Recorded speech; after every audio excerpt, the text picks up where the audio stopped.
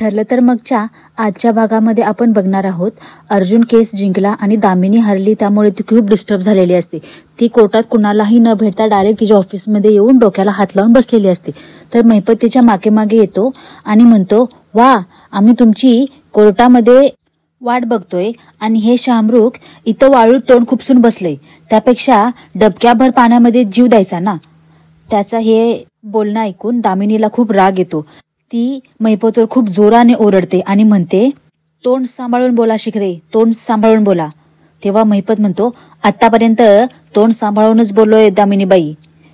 तुमच्यावर विश्वास ठेवला, माझ्या लेकीला निर्दोष सोडवाल असा विश्वास ठेवला, पण काय झालं, तोंडावर पडलो, नाकाचा पार भुगा झाला. आता काय वर्षा कोर्टात अपील करायची ती लवकरात लवकर करा. माझी लेक मला 8 दिवसात घरात परत पाहिजे.